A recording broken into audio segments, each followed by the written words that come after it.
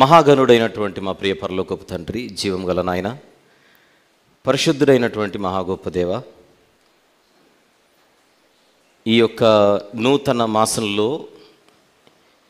ఈ సంవత్సరపు చివరి మాసంలో తొలి ఆదివారమునకు మమ్మను క్షేమంగా చేర్చినందుకు స్తుతులు చెల్లిస్తున్నాం ప్రభువా. ఇంతవరకు ఈ ఆరాధన కార్యక్రమంలో మీ యొక్క తోడును మాకు అనుగ్రహించారు. అందరిని బట్టి స్తుతులు చెల్లిస్తూ ఉన్నాం. యోగ్యత లేని మేము, మీ ప్రియ కుమారుడు, మా ప్రభు ప్రియ రక్షకుడు నజరేయుడైన యేసుక్రీస్తు ప్రభు వారి దివ్యమైన నామంలో సిలువ రుధిరధారను ఆశ్రయించి మీ వైపు చూస్తూ వస్తున్నాం ప్రభువా. మీ కృపతో మమ్మను మీ వాక్యము చేత, మీ మాటల చేత నింపి ఆశీర్వదించమని మీ ఆత్మ సహాయమును అర్థిస్తూ ఉన్నాం. వినువారు మాత్రముగా ఎవరు ఉండకుండా ఈ మాటల్లోని ఉద్దేశమును, పరమార్థమును అర్థం చేసుకునేటువంటి గ్రహింపును మా అందరికి నిండుగా మెండుగా దయచేయమని యేసుక్రీస్తు ప్రభు వారి శక్తిగల ప్రేమగల నామములోనే ఈ ప్రార్థన మనవులు మీకే సమర్పించి వేడుకొనుచున్నాము తండ్రి, ఆమెన్. ప్రియులారా, ఈరోజు మనము మరొక నూతన అంశమును ఒక సందేశంగా మాట్లాడుకోబోతున్నాం. గత వారం మనము క్రిస్మస్ సందేశాల శీర్షికలో ఒక నూతన అంశమును మాట్లాడుకున్నాం. ఈరోజు మరొక అంశమును క్రిస్మస్కి సంబంధించి మనం మాట్లాడుకుందాం. మీకు తెలుసు కదా, మనం క్రిస్మస్ అనే పాయింట్ని బేస్ చేసుకొని ఒక 100 సందేశాలు అందిస్తూ ఉన్నాం. అందులో ఇంతవరకు మనము 23 సందేశాలు ఇవ్వడం జరిగింది. ఈరోజు మనం వినబోయేది క్రిస్మస్ సందేశాల శీర్షికలో 24వ సందేశం. దీనికి ఒక టైటిల్ కూడా తీసుకుందాం ఆన్ ద స్క్రీన్. వచ్చిన యేసు ఇచ్చినది ఏమిటి? అది ఈరోజు మన ధ్యానాంశం. వచ్చిన యేసు ఇచ్చినది ఏమిటి? యేసుక్రీస్తు ప్రభు శరీరధారిగా ఈ లోకంలో జన్మించిన సంగతి ప్రపంచ మానవాళికి తెలుసు. ఆయన పుట్టినవాడు అని మనం మాట్లాడుకుంటున్నా, వాస్తవానికి వచ్చినవాడు అన్న పదప్రయోగం మరింత మెరుగైనది అని వాక్యాన్ని బట్టి మనం అర్థం చేసుకోవచ్చు. అందుకే పరిశుద్ధ గ్రంథంలో ప్రభు యొక్క జన్మను పురస్కరించుకొని ఎలాంటి పదజాలం వాడబడి ఉన్నదో కొన్ని వచనాలు ప్రారంభంలో మనం చూద్దాం. తిమోతి గారికి వ్రాసిన మొదటి పత్రిక 1వ అధ్యాయము 15వ వచనాన్ని ఒకసారి చూద్దాం. మనసు పెట్టి జాగ్రత్తగా మనం చూద్దాం. సెల్ ఫోన్స్ అన్నిటినీ నిశ్శబ్దంగా పెట్టుకొని డిస్టర్బెన్స్ని మనము అవాయిడ్ చేసి విందాం. తిమోతి గారికి వ్రాసిన మొదటి పత్రిక 1వ అధ్యాయము 15వ వచనం. పాపులను రక్షించుటకు క్రీస్తు యేసు లోకమునకు వచ్చెను. పసివాడిగా జన్మించెను, పుట్టెను అనే మాట కరెక్టే అయినా, సబబే అయినా, మరింత వాస్తవంలోనికి తొంగి చూస్తే ఆయన వచ్చినవాడు అని బైబిల్ చెబుతోంది. హెబ్రీ పత్రిక 10వ అధ్యాయము 5వ వచనంలో ఉన్న పదజాలాన్ని కూడా చూద్దాం. హెబ్రీ పత్రిక 10వ అధ్యాయము 5వ వచనం. కాబట్టి ఆయన ఈ లోకమందు ప్రవేశించునప్పుడు, ప్రవేశించాడు, ఎంటర్డ్.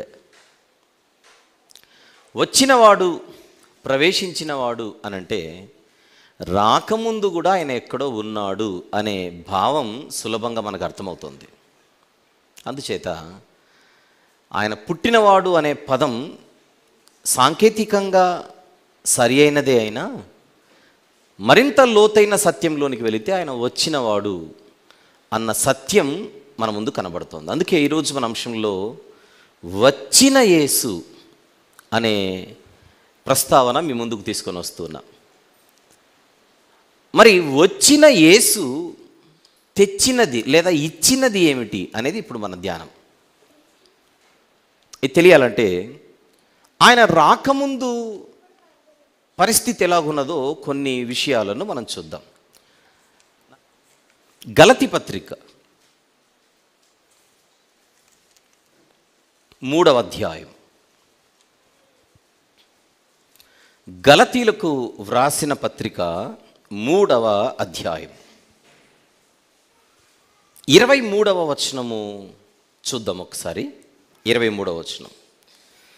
విశ్వాసము వెల్లడి కాకమునుపు, ఏముంది అక్కడ? విశ్వాసము వెల్లడి కాకమునుపు. కింద ఫుట్ నోట్లో ఏముందో రాకమునుపు అనుంది. విశ్వాసము వెల్లడి కాకమునుపు, ఫుట్ నోట్లో రాకమునుపు. అంటే విశ్వాసము వెల్లడి అయిన కాలం ఒకటి ఉంది, వెల్లడి అవ్వక మునుపు ఒక కాలం ఉంది. వెల్లడైన కాలాన్ని క్రొత్త నిబంధన కాలము అని అంటాం. వెల్లడి కాక మునుపున్న కాలాన్ని పాత నిబంధన అనే కాలం అంటాం. ఆ కాలమున విశ్వాసం అవలంబింపవలసిన వారముగా చెరలో ఉంచబడినట్టు మనము ధర్మశాస్త్రమునకు లోనైన వారమైతిమి అని కనబడుతోంది. అంటే పాత నిబంధనలో ప్రజలు విశ్వాసముతో ఎదురు చూసినది ఎవరి కోసం? మనం మాట్లాడుకుంటున్న క్రీస్తు యేసు ప్రభు కోసం. ఆయనే ఇశ్రాయేలీయుల విశ్వాసమై ఉన్నాడు, లేదా నిరీక్షణై ఉన్నాడు. ఆ నిరీక్షణే క్రీస్తు యేసు ప్రభు యొక్క పుట్టుక ద్వారా ఆ నిరీక్షణ ఆగిపోయింది. వారు ఎదురు చూసినటువంటి ఆ నిరీక్షణకు ఆధారమైన వాడు ప్రత్యక్షమయ్యాడు. రైట్. మరి ఆ రోజుల్లో ఆయన రాక మునుపు ఉన్న ప్రజల పరిస్థితి ఏమిటి అని ప్రశ్నిస్తే బైబిల్ అంటోంది, వారు చెరలో ఉంచబడిన వారై ఉన్నారు. చెరలో ఉంచబడినట్టు. దేనికి లోనైన స్థితి? ధర్మశాస్త్రమునకు లోనైన స్థితి. ధర్మశాస్త్రమునకు లోనైన వారిని దేనితో పోల్చాడో 4వ అధ్యాయము గలతీ పత్రికలో 3వ వచనము ఒకసారి చూద్దాం. 4వ అధ్యాయము గలతీ పత్రిక 3వ వచనం. అటువలనే మనమును బాలురమై ఉన్నప్పుడు లోక సంబంధమైన మూల పాఠములకు లోబడి, నెక్స్ట్ మాట అండర్లైన్ చేద్దాం, దాసులమై ఉంటిమి. దాసులమై ఉంటిమి. దాసులమై ఉంటిమి. వచ్చిన యేసు ఇచ్చినదేమిటి? అది మన అంశం, మర్చిపోకూడదు. వచ్చిన యేసు రాక మునుపు అసలు ప్రజల పరిస్థితి ఏమిటి అని అడిగితే బైబిల్ అంటోంది, వారు దాసులు. ప్రజలకున్నటువంటి ఐడెంటిటీ ఏమిటి? దాసులు. స్లేవ్స్ అంటారు, లేదా సర్వెంట్స్ అని అంటారు దాసులను ఆంగ్ల భాషలో. రైట్. దేనికి దాసులు? బైబిల్ అంటోంది ధర్మశాస్త్రమునకు దాసులు అని. అయితే ధర్మశాస్త్రము అంటే నేను ఇంతకు మునుపు పలు సందర్భాల్లో మీ ముందు ప్రస్తావించిన సంగతి, ధర్మశాస్త్రములో 2 రకాలు ఉంటాయి. ఒకటి దేవుడిచ్చిన ధర్మశాస్త్రం, 2 మానవులు కల్పించుకున్న ధర్మశాస్త్రం. మార్కు సువార్త 7వ అధ్యాయంలో మానవ కల్పిత ధర్మశాస్త్రం గురించి ప్రభు మాట్లాడుతున్నారు. మార్కు సువార్త 7వ అధ్యాయం 6-7 వచనములు చూద్దాం. 6-7 వచనములు. ఈ ప్రజలు పెదవులతో నన్ను ఘనపరచుదురు గాని వారి హృదయం నాకు దూరముగా ఉన్నది. 7వ వచనం. వారు మానవులు కల్పించిన పద్ధతులు దేవోపదేశములని బోధించుచు నన్ను వ్యర్థముగా ఆరాధించుదురు. అంటే ఆనాటి ప్రజల మధ్య మానవులు కల్పించుకున్న పద్ధతులే దేవోపదేశములుగా పరిగణించబడి ప్రకటించబడుతున్నాయని బైబిల్ చెబుతోంది.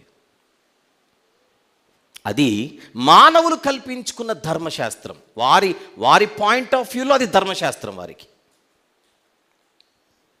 అలా ప్రపంచ మానవులందరూ కూడా, ఓన్లీ ఇశ్రాయేలీయుల జాతనే కాదు, ఇక్కడ ప్రపంచంలో మానవులందరూ కూడా తమ తమ ఆలోచనలను బట్టి, తమకు తోచిన ఆలోచనలను బట్టి ఎన్నో రకాల పారంపర్యాచారాలను పుట్టించేసుకున్నారు. ముందు బోర్డు మాత్రం దేవుడు, లోపల కంటెంట్ అంతా వాళ్ళు కల్పించుకున్నటువంటి పద్ధతులు, ఆలోచనలు.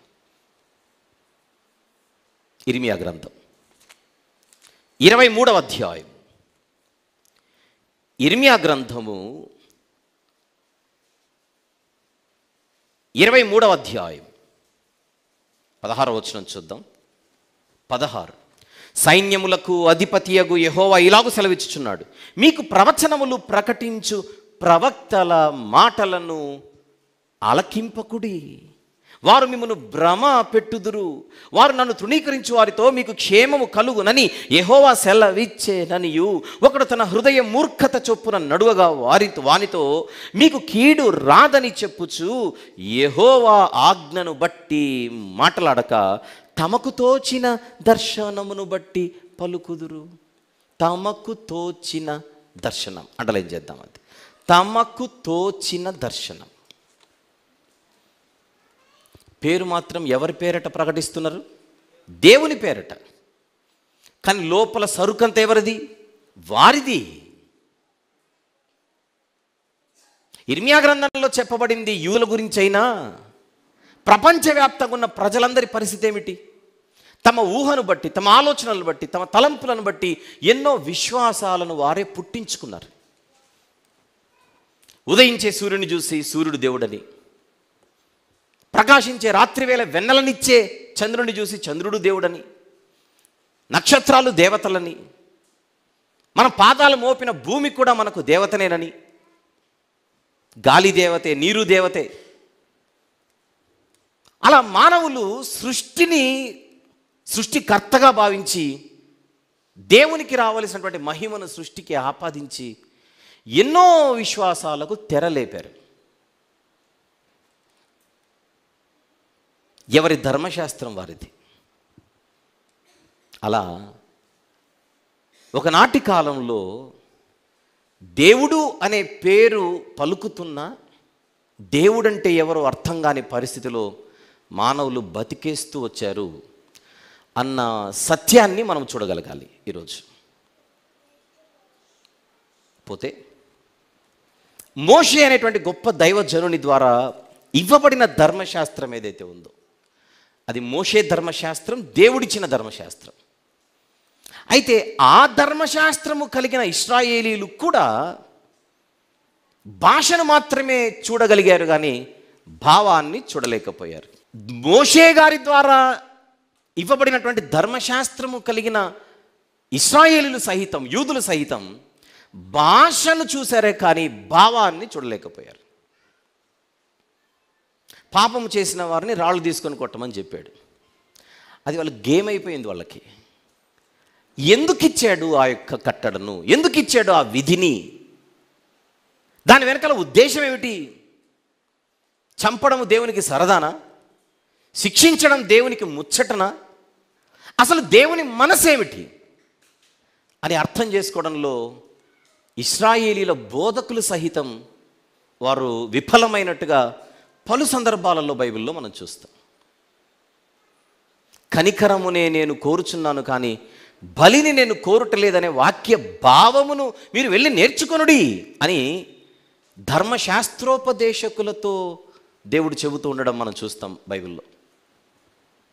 అంటే నిజమైన ధర్మశాస్త్రము లేని వారు కూడా ఒక రకంగా దాసులుగా బ్రతుకుతుంటే, నిజమైన ధర్మశాస్త్రము కలిగిన వారు సహితము వారు దేవుని మనస్సును అర్థం చేసుకోవడంలో విఫలమై కేవలము అక్షరానికి మాత్రమే పీట వేసి ఆత్మీయ భావాన్ని వారు గ్రహించలేని అంధత్వంలో బ్రతికిన పరిస్థితి.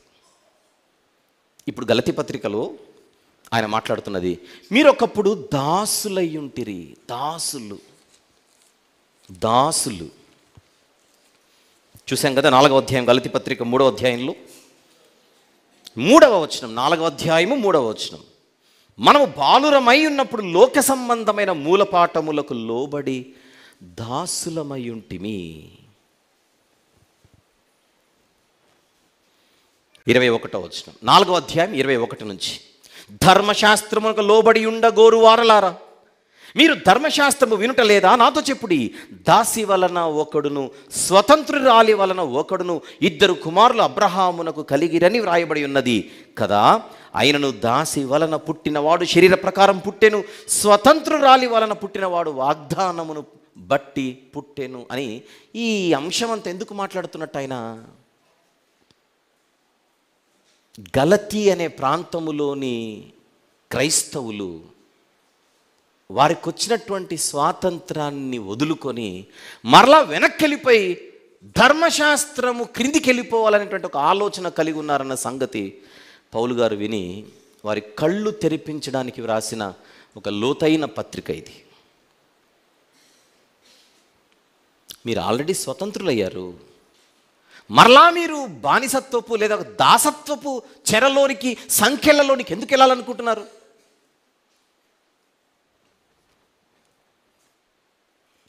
సో ద పాయింట్ ఈస్, ఒకప్పుడు ప్రజలు ఏమై ఉన్నారు భూమి మీద అని అడిగితే దాసులై ఉన్నారు. దాసులై ఉన్నారు. రైట్. అయితే ఇక్కడ సంగతి ఏంటంటే, వీళ్ళు కేవలము ధర్మశాస్త్రానికి మాత్రమే దాసులా అని అడిగితే కాదు. మనం ఇంకొక అడుగు ముందుకేసి ఆలోచిస్తే దేవునికి కూడా దాసులే అని బైబిల్ చెబుతోంది. దేవునికి కూడా దాసులే, దేవునికి కూడా సేవకులే. ఎలా అని మనం ఆలోచిస్తే హెబ్రీ పత్రిక తీద్దాం, 3వ అధ్యాయం. హెబ్రీలకు వ్రాసిన పత్రిక 3వ అధ్యాయం 5వ వచనం చూద్దాం. 5, ముందు చెప్పబోవు సంగతులకు సాక్షార్థముగా మోషే ఏమయుండి? పరిచారకుడయుండి దేవుని ఇల్లంతటిలో నమ్మకముగా ఉండెను. మోషే ఎవరు అని అడిగితే బైబిల్ అంటుంది దేవునికి పరిచారకుడు, సేవకుడు, దాసుడు. సేవకుడు, పరిచారకుడు, దాసుడు అనే ఈ పదాల గురించి నేను భవిష్యత్తులో ఇంకొక ప్రత్యేకమైన అంశాన్ని మాట్లాడతాను. ఇప్పుడు మనం వెళ్తున్న లైన్ వేరు. ఈ 3 పదాల గురించే సపరేట్గా ఇంకొక అంశం మనం మాట్లాడుకుందాం త్వరలో. ప్రస్తుతానికి మోషే గారి దగ్గరకు వద్దాం. మోషే ఎవరు అని బైబిల్ని అడిగితే బైబిల్ ఏమని పరిచయం చేస్తుంది మోషే గారిని? పరిచారకుడు, సేవకుడు, దాసుడు. అంటే నిజమైన ధర్మశాస్త్రము లేని వారి గురించి మాట్లాడితే వారు పాపానికి దాసులు, మానవ కట్టడలకు దాసులు అని మనం పిలుచుకున్నా, మోషే గారి దగ్గరకు వచ్చేసరికి బైబిల్ అంటుంది మోషే కూడా పరిచారకుడు, సేవకుడు, దాసుడు అని బైబిల్ పిలుస్తుంది. రైట్. అసలు మోషే ధర్మశాస్త్రం ఏదైతే ఉన్నదో, మోషే ద్వారా ఇవ్వబడినటువంటి ధర్మశాస్త్రాన్ని బైబిల్ ఏమని పిలిచిందో హెబ్రీ పత్రిక 8వ అధ్యాయంలో చూద్దాం. హెబ్రీ పత్రికలోనే 8వ అధ్యాయం 7వ వచనం. 7వ వచనం, ఏలైనగా ఆ మొదటి నిబంధన లోపము లేనిదైతే రెండవ దానికి అవకాశం ఉండనేరదు. రెండవ దానికి అవకాశం ఉండనేరదు అనంటే మోషే గారి ద్వారా ఇవ్వబడిన ధర్మశాస్త్రం అన్నది దేవుడు ప్రజలకు చెప్పాలనుకున్న సంపూర్ణమైనటువంటి సందేశము కలిగినది కాదన్నమాట. సంపూర్ణమైనది కాదు ధర్మశాస్త్రం. కేవలము కొంతకాలానికి మాత్రమే ఒక ప్రత్యేకమైనటువంటి ఉద్దేశముతో ఇవ్వబడినటువంటి పోర్షనే, భాగమే ధర్మశాస్త్రం. తాను ఏదైతే ప్రపంచ ప్రజలకు చెప్పాలనుకున్నాడో అలాంటి సంపూర్ణ సందేశము కలిగినది అది కాదు. అది సంపూర్ణమైనది అని అనుకుంటే వారు పప్పులో కాలేసినట్టే. అంటే పాత నిబంధన చదివితే దేవుని యొక్క మనస్సు తాను ఏదైతే ప్రపంచ ప్రజలకు చెప్పాలనుకున్నాడో ఆ సబ్జెక్ట్ అంతా మనకు పాత నిబంధనలో ఉండదు. ఈ పాయింట్ని మనం జాగ్రత్తగా మనసులో పెట్టుకుందాం. పాత నిబంధనలో ఉన్న వారికి తెలియని సంగతులు ఎన్నో క్రొత్త నిబంధనలో వెల్లడిపరచబడ్డాయి. అందుకే పాత నిబంధనలో ఉన్న ప్రవక్తలను గూర్చి కూడా బైబిల్ ఏమని చెప్పింది? మత్తయి సువార్త 13వ అధ్యాయంలో వెళ్దాం.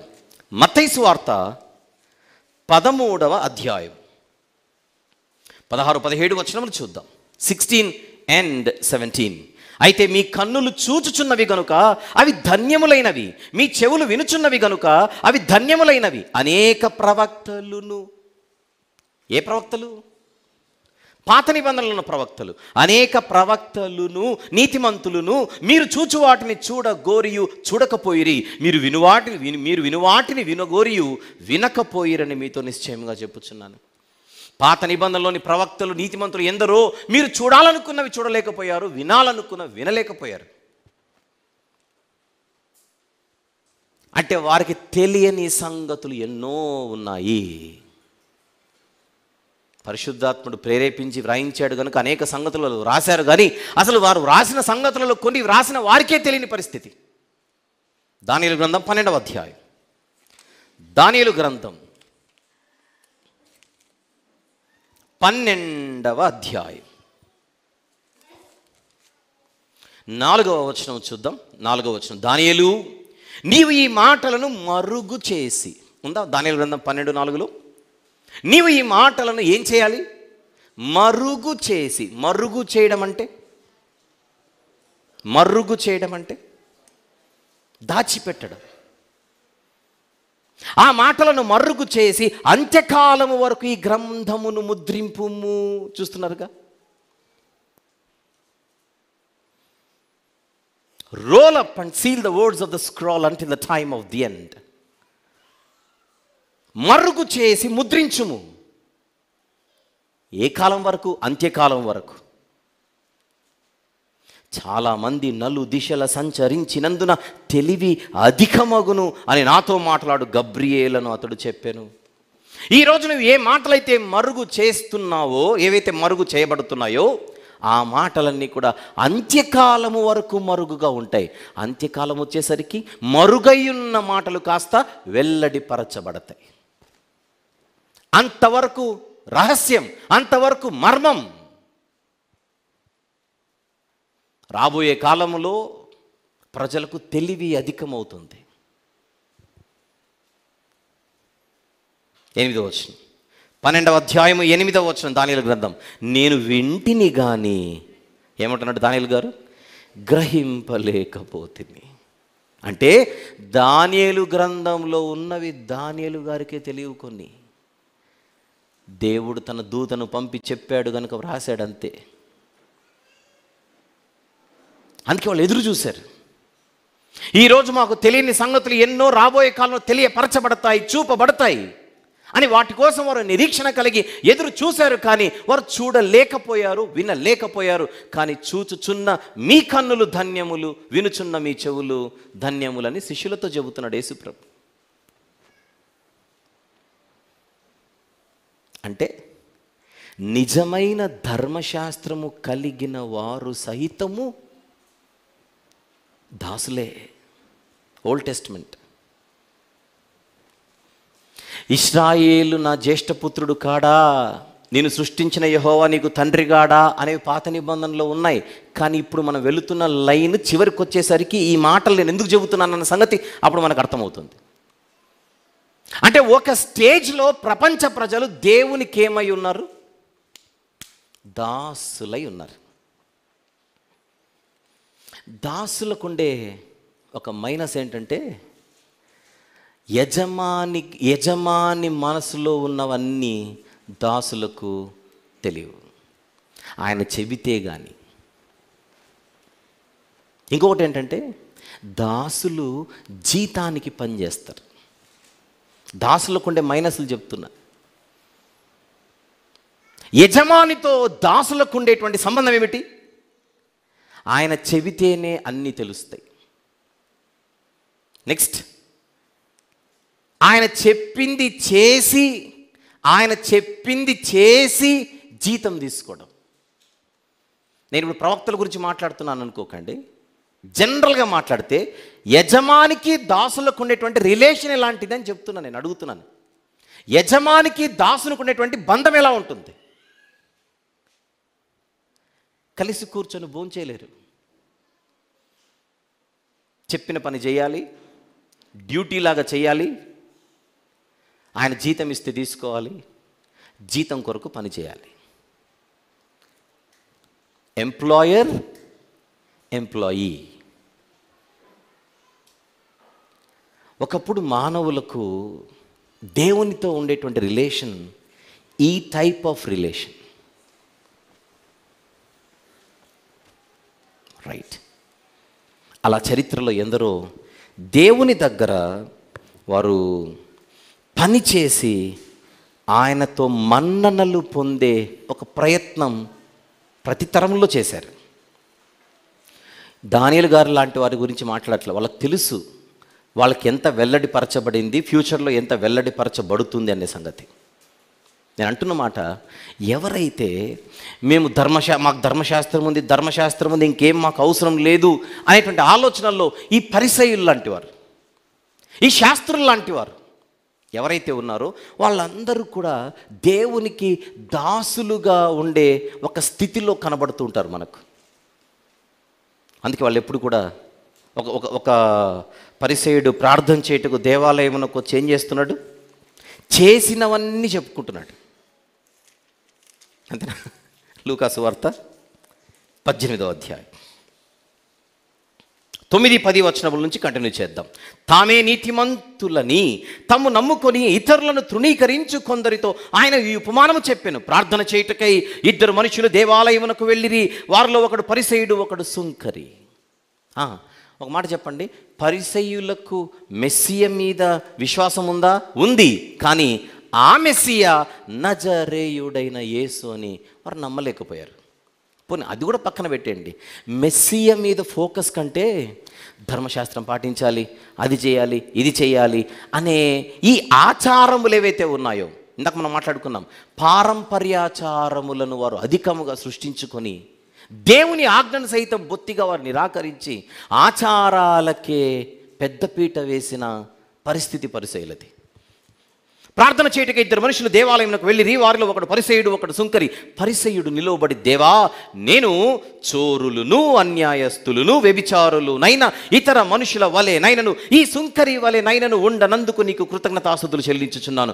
వారమునకు 2 మార్లు ఉపవాసము చేయుచు నా సంపాదన అంతటిలో 10వ వంతు చెల్లించుచు ఉన్నానని తనలో తాను ప్రార్థించుచుండెను. ఇంతకీ మనిషి ఎవరు? 9వ వచనంలో, తామే నీతిమంతులని ఇతరులను తృణీకరించు కొందరిలో ఒకడు. తామే నీతిమంతులని తమ్ము నమ్ముకొని ఇతరులను తృణీకరించు కొందరిలో ఒకడు. నేను ఉపవాసము చేస్తున్నాను ప్రభువా, దేవుని దగ్గరకు వచ్చి 10వ భాగం ఇస్తున్నాను ప్రభువా, దేవుని దగ్గరకు వచ్చి చేస్తున్నాను గనక నేను నీతిమంతుడని, ఇస్తున్నాను గనక నేను నీతిమంతుడని. మీరు జనరల్గా ఆలోచించండి, ఇదంతా ఏ స్థితిని తెలియజేస్తుంది? దాసత్వపు స్థితి. నేను చేశాను గనుక నువ్వు నాకు అది ఇవ్వు, నేను ఇచ్చాను గనుక నువ్వు నాకు అది ఇవ్వు. అంటే క్రియల మీద ఆధారపడుతున్న ఒక దాసుడే పరిసయ్యుడు.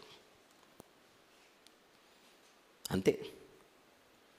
యజమాని దాసుడు అనే రిలేషన్లో ఎప్పుడు మన కంటికి కనిపించేది పని చేయడం, పుచ్చుకోవడం, పని చేయడం, పుచ్చుకోవడం. ఇదే యజమానికి దాసునికి మధ్య ఉన్న బంధం భూమి మీద ఉన్నంత వరకు. ఫర్ యువర్ కైండ్ ఇన్ఫర్మేషన్, ఈ పరిసయ్యుల కేటగిరీలో నేను ప్రవక్తలను పెట్టి మాట్లాడట్లా, మీరు దాన్ని కరెక్ట్గా విడగొట్టుకోవాలి. ప్రవక్తలు ఎప్పుడు జీతం కోసం దేవునితో లేరు. పరిసయ్యులలా ఏదో ఆశించి దేవునితో రిలేషన్ పెట్టుకున్నోళ్ళు కాదు ప్రవక్తలు. కానీ పరిసయ్యులు ఏదో ఆశించి దేవుని దగ్గర మార్కులు కొట్టేయాలని, మార్కులు కొట్టేయడానికి వారి క్రియల మీద ఆధారపడిన వారు. ఇది ప్రవక్తల తత్వం కాదు. విషయం ఏంటంటే, ప్రవక్తల దగ్గర ఉన్న ధర్మశాస్త్రము అదే, పరిసయ్యుల దగ్గర ఉన్న ధర్మశాస్త్రం కూడా అదే, కానీ అప్రోచ్ వేరు. ప్రవక్తలు ధర్మశాస్త్రము ఎవరిని గురించైతే నిరీక్షణ కలిగి ఉన్నామని చెప్పిందో ఆయన మీద విశ్వాసం ఉంచినవారు. పరిసయ్యులు విశ్వాసమును బట్టి దేవునితో ఉన్నోళ్ళు కాదు, క్రియలను బట్టి దేవునితో ఉన్నవారు. అందరికీ క్లియర్ అని చెప్పింది. ధర్మశాస్త్రం ఇద్దరికీ ఒకటే, కానీ ఆ ఇద్దరు దాన్ని ఉపయోగించుకున్న విధానం వేరు. ఈ పరిసయ్యులు లాంటి వారందరూ దేవునితో దాసత్వపు రిలేషన్ కలిగిన వారు. అందుకే క్రియలను బట్టి దేవుని దగ్గర మార్కులు కొట్టే ఒక ప్రయత్నంలో ఎప్పుడు ఉంటారు. మీరు, నేను, మనం ఎప్పుడు కూడా పనిని బట్టి దేవుని దగ్గర మార్కులు కొట్టే ప్రయత్నం ఎప్పుడూ చేయకూడదు. అంటే పని అంటే ఏదైనా కావచ్చు. ఈ మనిషి, నేను ఉపవాసం చేశాను కదా, ఇప్పుడు దేవుడు నన్ను స్పెషల్గా చూస్తూ ఉంటాడు. నేను దశంభాగం ఇస్తున్నాను కదా, దేవుడు ఇప్పుడు నన్ను స్పెషల్గా చూస్తూ ఉంటాడు. ఇంకా కొన్ని యాడ్ చేద్దాం. నేను మీటింగ్లు పెట్టించాను కనుక దేవుడు నన్ను ఇప్పుడు స్పెషల్గా చూస్తూ ఉంటాడు. మీటింగ్కి డబ్బులు ఇచ్చాను కనుక నన్ను దేవుడు ఇప్పుడు స్పెషల్గా చూస్తూ ఉంటాడు. పాటలు బాగా పాడాను కనుక, వాక్యం బాగా చెప్పాను కనుక, ప్రార్థన బాగా చేశాను కనుక, కుర్చీలు బాగా నేను ఏర్పరిచాను కనుక, స్టేజ్ బాగా క్లీన్ చేశాను కనుక, వంట చేశాను కనుక, వడ్డించాను కనుక, చీపురు తీసుకొని ఊడ్చాను కనుక, పోస్టర్లు అతికించాను కనుక, పాంఫ్లెట్లు పంచాను కనుక, కంప్యూటర్ పని చేశాను కనుక, కెమెరా పని చేశాను కనుక, సౌండ్ సిస్టమ్ పని చేశాను కనుక. అప్పుడప్పుడు మనకు కూడా ఇలాంటి ఆలోచనలు పుడుతుంటాయి. చూడండి, మనం దేవుని పని చేయాలి, దేవుని పని చేయాలి, దేవుని పని చేయాలి, అసలు నేను దేవుని పని చేయకపోతే దేవుడు నన్ను ఎలా చూస్తాడు అని లెక్కలేసేస్తుంటాం. అంటే మనకు కూడా ఏం బుద్ధులు ఉన్నాయి? దాసుల బుద్ధులు ఎక్కువ మనకు. అంటే మనం ఏదో పని చేసేస్తే దేవుడు అలా అరిగిపోయి కరిగిపోయి దిగొచ్చి నా బిడ్డ ఎంత బాగా పని చేసిందో, పని చేశాడు అని పనిని బట్టి మనతో దేవుడు రిలేషన్ పెట్టుకుంటాడు అనుకుంటే ఈ మనము కూడా ఇంకా ఆ పరిసయ్యుల తత్వంలోనే బతుకుతున్నాం.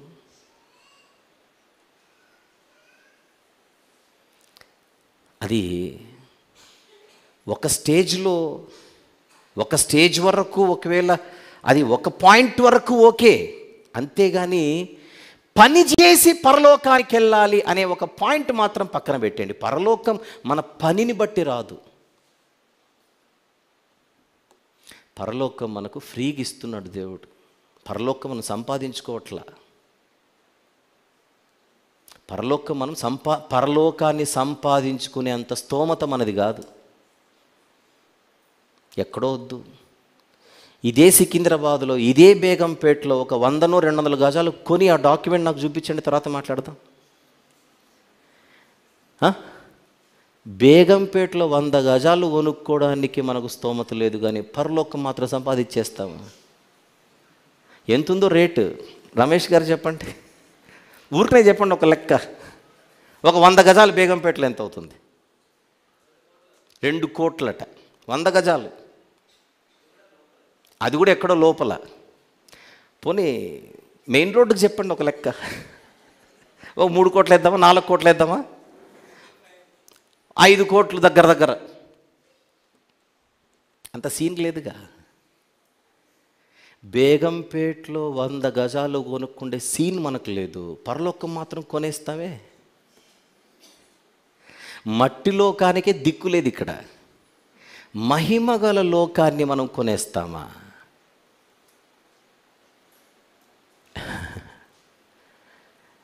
పరలోకాన్ని మనము కొన్ని తెచ్చుకునేది కాదు. పరలోకము కొంటే వచ్చేది కాదు. మనీ ఇచ్చో, పని చేసో. పరలోకం అనేది దేవుడు తన కృపతో ఇచ్చేది, ఉచితంగా ఇచ్చేది. దాన్ని మనం నమ్మితే దానిని విశ్వాసము అంటారు. విశ్వాసము వలన మాత్రమే రక్షణ వస్తుంది. నోవహు గారి కుటుంబం రక్షణ పొందింది. డబ్బిచ్చి కాదు. నోవాహు గారు డబ్బేమి ఇవ్వాల, విశ్వాసమును బట్టి తన ఇంటి వారి రక్షణ కొరకు ఆయన ఒక ఓడను సిద్ధపరిచాడు. ఓడ బాగా కట్టాడు గనక నోవాహు గారికి రక్షణ రాలా, ఆయన విశ్వసించాడు గనుక. పరిసయ్యులు విశ్వాసము మీద ఆధారపడిన వాళ్ళు కాదు, పని మీద ఆధారపడిన వారు. మనలో ఎవ్వరికీ ఆలోచనలు ఉండకూడదు. ఇవి దాసుల బుద్ధులు. Very good. అలాగని మనం దేవునికి దాసులం కాదంటే దాసులే, అది వేరు. కానీ మనం అక్కడ ఆగిపోకూడదు అంటున్నా. ఇప్పుడు ఒక అడుగు ముందుకేసి ఇంకొంచెం ముందుకెళ్దాం. ఓకే, ఆదికాండం. ఇంతవరకు నేను చెప్పిన దాసులు అనే పదం ఇక్కడతో ఆపేసి కొంచెం ముందుకెళ్తున్నాను. నేను ఇది చూపించే ముందుగా ఒక మాట చెప్తాను.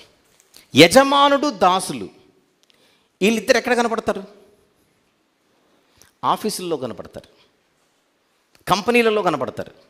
అంతేనా? చెప్పండి. జీతం ఇచ్చే ఆయన, జీతం పుచ్చుకునే ఆయన, వీళ్ళిద్దరు కలిసి కనబడే చోటేమిటి? Office, not house. జీతం ఇచ్చే ఆయన, జీతం పుచ్చుకునే ఆయన కలిసి ఉండే ప్రాంతాన్ని ఆఫీస్ అంటారే కానీ ఇల్లు అనరు. అది ఆఫీస్ రిలేషన్. అది 8 hours డ్యూటీ, 8 hours డ్యూటీ. ఆఫీస్లో ఉదయం నుంచి సాయంత్రం వరకు బాస్ గారు మనం కలిసే ఉంటాం. 8 గంటలు కలిసున్నా, 9 గంటలు కలిసున్నా, 10 గంటలు కలిసున్నా, డ్యూటీ అయిపోయేసరికి బాస్ గారికి సలాం కొట్టి నమస్కారం కొట్టి ఇంటికి రావాల్సిందే. బాస్ తన ఇంటికి వెళ్తాడు, మనం మన ఇంటికి వచ్చేస్తాం. Yes or no? అవును. మనము కూడా డ్యూటీ లాగా దేవుని దగ్గరకు వస్తుంటాం. నేను వెళ్తాను, వేరే పాయింట్కి వెళ్తాను, ఇంకొకటి గుర్తు చేసి వెళ్తాను. మనం కూడా దేవుని దగ్గరికి డ్యూటీ లాగా వస్తుంటాం. చూడండి, ఆదివారం వచ్చింది, మందిరానికి రావాలి. ఆ మందిరంలో ఉన్న 3 గంటలు దేవుడితో స్పెండ్ చేయాలి. తర్వాత దేవుడు తన ఇంటికి వెళ్తాడు, తర్వాత మనం మన ఇంటికి వెళ్ళిపోతాం. తర్వాత దేవుని బతుకు దేవుంది, మన బతుకు మనది. ఈ రిలేషన్లో మనం ఉంటే దాసులమే. సోమవారం నుంచి శనివారం వరకు ఆఫీసుకి వెళ్ళి బాస్ దగ్గరుండి పని చేసి మళ్ళీ మనం ఇంటికి రావడానికి, ఆదివారం మందిరానికి వచ్చి 3 గంటలు పరలోకపు బాస్తో కాసేపు ఇక్కడ గడిపి మళ్ళీ మనం ఇంటికి వెళ్ళిపోవడానికి తేడా ఏముంది? అక్కడ ఆఫీస్కి వెళ్ళాము కనుక తూచా తప్పకుండా అక్కడ రూల్స్ అండ్ రెగ్యులేషన్స్ని పాటించి మన డ్యూటీ సిన్సియర్గా చేసి ఇంటికి రావాలి. మందిరానికి వచ్చా కనుక ఇక్కడ కూడా రూల్స్ అండ్ రెగ్యులేషన్స్ని పాటించి తూచా తప్పకుండా వాటిని మనం ఫాలో అయ్యి సిన్సియర్గా వాటిని మనము నిర్వహించి మళ్ళీ ఇంటికి వెళ్ళిపోతే ఏంటి తేడా అని అడుగుతున్నాను. పేరుకి అది ఆఫీస్, పేరుకి ఇది చర్చ్, వ్యత్యాసం పెద్దగా లేదే. ఆదివారము ఆరాధనకు డ్యూటీ లాగా వచ్చి వెళ్ళిపోతూ ఉంటే మనందరము కూడా దాసులమే. ఇప్పుడు వెళ్దాం ముందుకి. ఆదికాండం 18వ అధ్యాయం. ఆదికాండము 18వ అధ్యాయం తీసామా? ఏమన్నాను? ఎన్నో అధ్యాయం అన్నాను?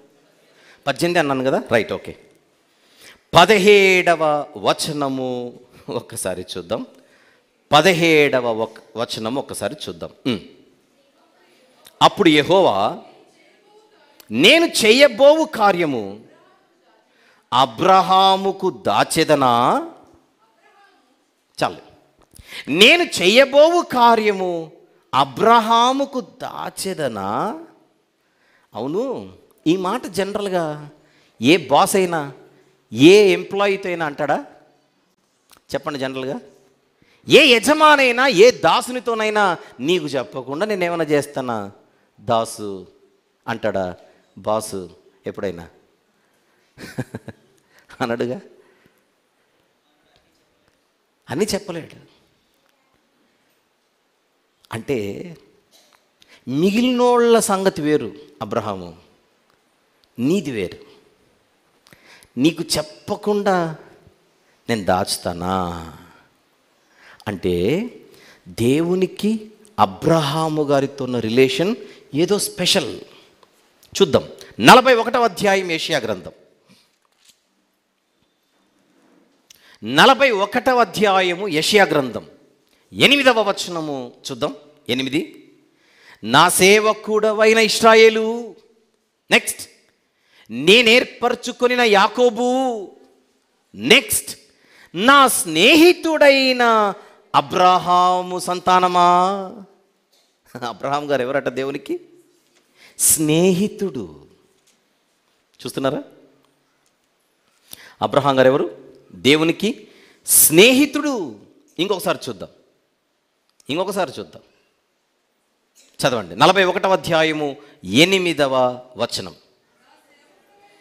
నా సేవకుడు అయిన ఇశ్రాయేలు, నేను ఏర్పరచుకొనిన యాకోబు, నా స్నేహితుడైన అబ్రహాము సంతానమ. యాకోబు పత్రిక 2వ అధ్యాయము 23వ వచనం. యాకోబు పత్రిక 2వ అధ్యాయము 23వ వచనం. కాబట్టి అబ్రహాము దేవుని నమ్మెను, అది అతనికి నీతిగా ఎంచబడెను అను లేఖనము నెరవేర్చబడెను, మరియు దేవుని స్నేహితుడని అతనికి పేరు కలిగెను. మిమ్మల్ని అడుగు చెప్పండి, దేవునితో ఏ రిలేషన్ బాగుంది? దాసుడు అనే రిలేషన్ బాగుందా? స్నేహితుడు అనే రిలేషన్ బాగుందా? స్నేహితుడు అనే రిలేషన్ బాగుంది. ఎందుకు? దాసుని కంటే స్నేహితుడు దేవునికి ఎక్కువగా క్లోజ్గా ఉండగలుగుతున్నాడు. అంటే దాసునితో చెప్పని సంగతులు కూడా ఎవరితో చెబుతున్నాడు దేవుడు? స్నేహితునితో. మనం కూడా అంతేగా. ఇప్పుడు మన కిందన ఎవరైనా 10 మంది పని చేస్తున్నారు అనుకోండి, మన క్రింద పని చేసే 10 మందితో ఎక్కువ క్లోజ్గా ఉంటామా? మన ఫ్రెండ్స్తో ఎక్కువ క్లోజ్గా ఉంటామా? ఇన్ జనరల్ ఫ్రెండ్స్తో క్లోజ్గా ఎక్కువ ఉంటాం. పని చేసే వారికి అన్నీ చెప్పం. పని చేయించుకొని జీతం ఇచ్చి పంపించేస్తాం, పని చేయించుకొని వేతనం ఇచ్చి పంపించేస్తాం. రోజు కూలి అయితే రోజు కూలి, నెల జీతం అయితే నెల జీతం, అంతే. అంతకు మించి క్లోజ్నెస్ ఏముండదు. కానీ ఫ్రెండ్స్ అనగానే ఉంటాయి, ముచ్చట్లు ఉంటాయి, సంభాషణలు ఉంటాయి, ఫోన్ కాల్స్ ఉంటాయి, చాటింగ్లు ఉంటాయి, రాకపోకలు ఉంటాయి, మాట్లాడుకోవడాలు ఉంటాయి, పంచుకోవడాలు ఉంటాయి. సొదొమ గొమొర్రాలకు చేయబో సంగతిని మొదట ఎవరు చెబుతున్నాడు? ఇక్కడ అబ్రహాము గారికి చెబుతున్నాడు. ఆయన ఆ క్లోజ్నెస్ని గమనించండి అంటున్నాను. Very good. ఒక డిఫరెన్స్ మనకు అర్థమైంది. దాసులకు కొన్ని చెప్పరు, దాసులకు చెప్పనివి చెప్పేస్తారు. That is a very key difference that we can see. ఇప్పుడు కొత్త నిబంధనలో ప్రభు వచ్చిన తర్వాత ఉన్న పరిస్థితిని ఒకసారి చూద్దాం. యోహాను సువార్త 15వ అధ్యాయము 15. యోహాను సువార్త 15వ అధ్యాయం. వచనం కూడా 15, వచనం కూడా 15. ఒకసారి చూద్దాం జాగ్రత్తగా. దాసుడు తన యజమానుడు చేయు దానిని ఎరుగడు. Yes or no? ఎస్. మళ్ళీ దాసుడు తన యజమానుడు చేయు దానిని ఎరుగడు గనుక ఇక మిమ్మును దాసులని పిలువక స్నేహితులని పిలుచుచున్నాను అంటున్నాడు ప్రభు. ఎందుకు? కింద చెప్తున్నాడు ఎందుకనగా నేను నా తండ్రి వలన వినిన సంగతులన్నిటినీ మీకు తెలియజేసి తిని. దాచుకోకుండా నేను చేయబో సంగతిని అబ్రహాముకు చెప్పకుండా దాచను. ఎందుకు అని అడిగితే, యు ఆర్ మై ఫ్రెండ్, నువ్వు నా ఫ్రెండ్గా. అదే మాట యోహాను సువార్తలో కనపడుతుంది మళ్ళీ. ఏమని?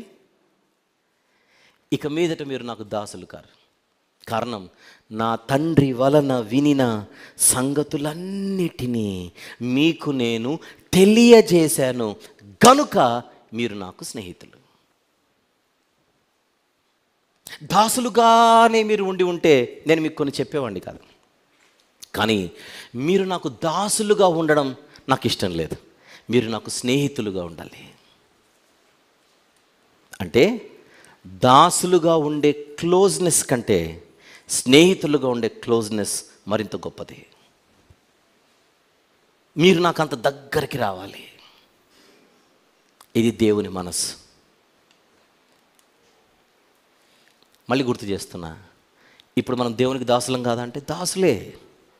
కానీ అంతకంటే మరింత సమీపంగా మనం ఉండడానికి దేవుడు మనకు ద్వారము తెరిచి యాక్సెస్ ఇచ్చాడు. దాసుడు ఆఫీస్ వరకు వచ్చి ఇంటికి వెళ్తాడు, ఫ్రెండ్ మన ఇంటి వరకు వస్తాడు. జనరల్గా ఆలోచించండి. దాసునికి మనతో ఉండే రిలేషన్ ఆఫీస్ రిలేషన్, స్నేహితులకు మనతో రిలేషన్ ఇంటి వరకు రిలేషన్. అవును, మన ఇళ్ళకి మన ఫ్రెండ్స్ వస్తారా? వస్తుంటారు. పగలు వస్తారా, రాత్రి వస్తారా? ఎప్పుడైనా వస్తారు, ఎప్పుడైనా వస్తారు. లూకాసు వార్త 11వ అధ్యాయం.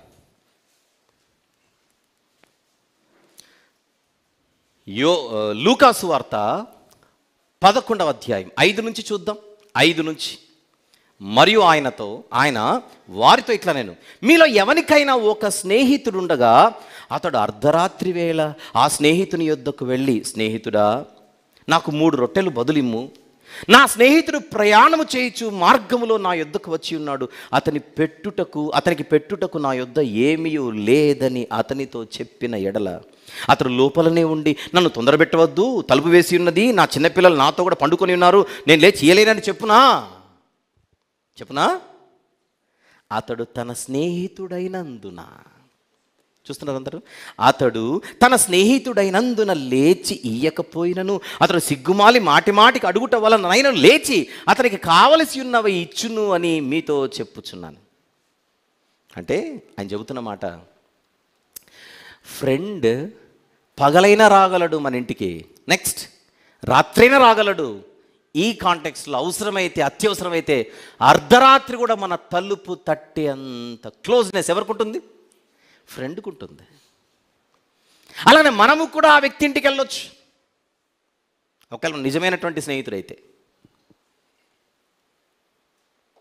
ఏమంటున్నాడు ప్రభు వచ్చి? You are my friends. ఎందుకు? నేను మీకు చెప్పాలనుకున్నవని చెప్పాను కనుక. నా తండ్రి వలన వినిన సంగతులన్నిటినీ మీకు నేను తెలియజేశాను కనుక యు ఆర్ మై ఫ్రెండ్స్ అంటున్నాడు. ఎక్స్క్యూజ్ మీ, ఇది సెకండ్ స్టేజ్. మొదటిది దాసులుగా ఉండే స్టేజ్. నేనేమంటున్నానంటే దేవునితో రిలేషన్ కలిగిన వాళ్ళ గురించే మాట్లాడుతున్నా. అసలు దేవునితో రిలేషన్ లేకుండా బతికేటోళ్ళు ఉన్నారు, వాళ్ళు సాతానుకు దాసులు, సాతానుకు ఫ్రెండ్స్. నేను వాళ్ళ గురించి మాట్లాడట్లా, దేవునితో సంబంధం ఉన్న వాళ్ళ గురించే మాట్లాడుతున్నా. ఇప్పుడు పరిసయ్యులు ఉన్నారు, శాస్త్రులు ఉన్నారు, వీళ్ళెవరు? దేవుని సంబంధికులే, కానీ ఏ స్టేజ్కి పరిమితమైపోయారు? దాసులకు వాళ్ళు పరిమితమైపోయారు. అందుకే ఎప్పుడు కూడా పని చేయాలి, ఆయన దగ్గర మార్కులు కొట్టాలి, పని చేయాలి, జీతం తీసుకోవాలి, పని చేయాలి, ఏదో ఆయన దగ్గర నుంచి పొందుకోవాలి, పని చేయాలి, సర్టిఫికేట్ తీసుకోవాలి, మేము నీతిమంతులని దేవుడు సర్టిఫికేట్ ఇవ్వాలి. క్రియల మీద ఆధారపడి దేవునితో సంబంధం పెట్టుకునే ఎవరైనా, నిజదేవుని గురించి మాట్లాడుతున్నా, వాళ్ళందరూ దాసులే. కానీ దేవుడు మాకు చెప్పాలనుకున్నవన్నీ ఆయన చెప్పేశాడు, మమ్మల్ని ఇంకా క్లోజ్గా ఆయన చూస్తున్నాడు అని ఎరిగిన వారు మేము దేవునికి స్నేహితులము అని భావిస్తారు. ఇది మరింత క్లోజర్ రిలేషన్. అది క్లోజ్ అయితే ఇది క్లోజర్ రిలేషన్. అది సంబంధమే, ఇది సంబంధమే, కానీ దానికంటే ఇది మరింత సమీప సంబంధం, స్నేహితులు అనే మాట. బాగుంది. అయితే దేవుడు ఇంకా ఏం చేశాడో చెప్పనా? మీ స్నేహితులుగానే మీరు ఉండిపోనక్కర్లేదని ఆయన మరొక అద్భుతమైనటువంటి బ్లెస్సింగ్ మనకిచ్చాడు. ప్రివిలేజ్, ఆశీర్వాదం ఏంటో చూద్దాం. లూకా సువార్త క్లోజ్ చేయకండి, వద్దాం. యోహాను సువార్తకి వెళ్ళేసి వద్దాం. యోహాను సువార్త మొదటి అధ్యాయం. యోహాను సువార్త మొదటి అధ్యాయం 12వ వచనం. తనను ఎందరు అంగీకరించిరో వారికందరికీ, అనగా తన నామమందు విశ్వాసముంచిన వారికి దేవుని దాసులగుటక, ఏముందో చూడండి అక్కడ. పోని దేవుని స్నేహితులగుటక, అది కూడా లేదు. ఏముందో చదివాడు అందరం. దేవుని పిల్లలగుటకు ఆయన అధికారం అనుగ్రహించెను. ఇది ఫైనల్ స్టేజ్ అన్నమాట. దాసులు ఒక వ్యక్తితో క్లోజ్గా ఎవరు ఉంటారో చెప్పాలి. దాసులు క్లోజ్గా ఉంటారా? ఫ్రెండ్స్ క్లోజ్గా ఉంటారా? ఫ్రెండ్స్ క్లోజ్గా ఉంటారు. ఇప్పుడు మూడో ప్రశ్న, ఫ్రెండ్స్ క్లోజ్గా ఉంటారా? పిల్లలు క్లోజ్గా ఉంటారా? పిల్లలుండే క్లోజ్నెస్ వేరు. అంటే దేవునికి అది కూడా వద్దంటున్నాడు. నో, అబ్బాయి మీరు ఫ్రెండ్స్గా ఉండి ఇంటికి వెళ్ళిపోతే ఎలా? మీరు నాకు పిల్లలుగా ఉండాలి, పిల్లలుగా ఉండాలి. ఇప్పుడు చెప్పనా, దాసులైతే ఆఫీస్కి వచ్చి వెళ్తారు, ఫ్రెండ్స్ అయితే ఇంటికి వచ్చి వెళ్తారు, పిల్లలైతే అబ్బే ఇంటిలోనేనా, బెడ్రూమ్లో నాన్న పక్కన పడక మీద పడుకుంటారు, చెయ్యి మీద. మళ్ళీ పిల్లలకుంటే యాక్సెస్ ఎక్కడి వరకు ఉంది? పిల్లలు ఇంటిలో మాత్రమే కాదు, బెడ్రూమ్లో మంచంపై పడకపై నాన్న చెయ్యెట్టుకుంటే చెయ్యి మీద పడుకునేంత యాక్సెస్ పిల్లలకు తప్ప ఎవ్వరికి లేదు. ఇప్పుడు రండి మళ్ళీ లూకా సువార్తకు. లూకా సువార్త అదే 11వ అధ్యాయము మళ్ళీ చదువుదాం 5 నుంచి. మరియు ఆయన వారితో ఇట్లా, నేను మీలో ఎవనికైనా ఒక స్నేహితుడుండగా అతను అర్ధరాత్రి వేళ ఆ స్నేహితుని యొద్దకు వెళ్ళి, స్నేహితుడా నాకు 3 రొట్టెలు బదులిమ్ము, నా స్నేహితుడు ప్రయాణము చేయుచు మార్గంలో నా యొద్దకు వచ్చి ఉన్నాడు, అతనికి పెట్టుటకు నా యొద్ద ఏమీ లేదని అతనితో చెప్పిన యెడల అతడు లోపలనే ఉండి, నన్ను తొందర పెట్టవద్దు, తలుపు వేసి ఉన్నది అని ఇప్పుడు అంటున్నాడు. నా చిన్న పిల్లలు నాతో కూడా పండుకొని ఉన్నారు. అక్కడ ఆన్సర్ అంతా పక్కన పెట్టండి. పిల్లలు ఎక్కడ ఉంటారని ప్రభు చెప్పాడో చెప్పండి, అది చాలు. నాతో కూడా పండుకొని ఉన్నారు. వచనం 7వ వచనం, నా చిన్న పిల్లలు నాతో కూడా పండుకొని ఉన్నారు. చెప్పాలి, పిల్లలు ఉండే అడ్రస్ ఎక్కడా? తండ్రి పడకపై, తండ్రితో కలిసి. ఈ క్లోజ్నెస్ ఫ్రెండ్స్ కూడా ఉండదే, ఉంటుందా? పిల్లలకు తండ్రి దగ్గర ఉండే స్వాతంత్రం ఎలాంటిది? నీకు మా తర్వాతనే ఎవరైనా అంతేనా? ఎంత క్లోజ్గా ఉంటారంటే అంత క్లోజ్గా ఉంటారు. సెల్ ఫోన్ మోగిందంటే నేను చెప్పింది కరెక్టే. అది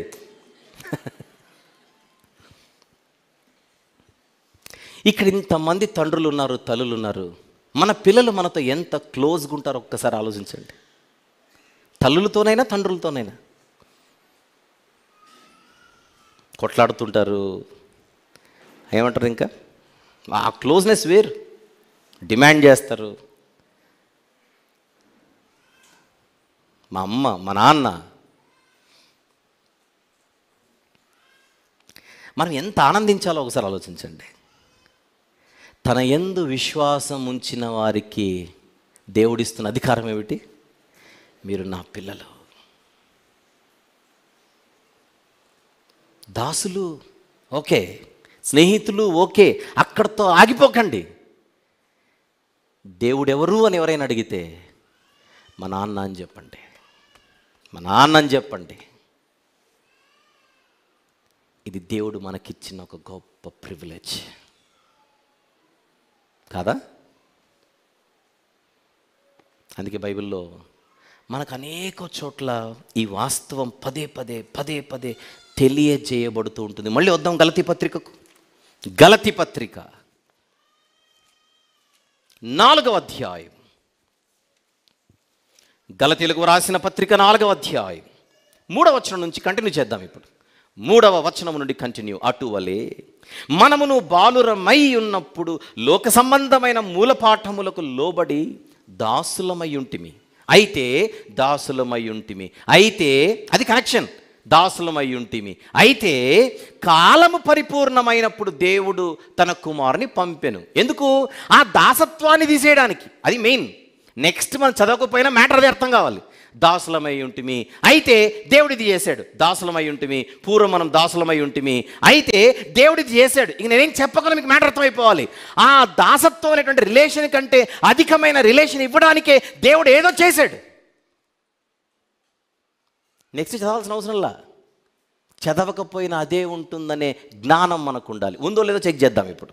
అయితే కాలము పరిపూర్ణమైనప్పుడు దేవుడు తన కుమారుడిని పంపెను. ఆయన ఏం చేశాడు? ఆయన స్త్రీయందు పుట్టి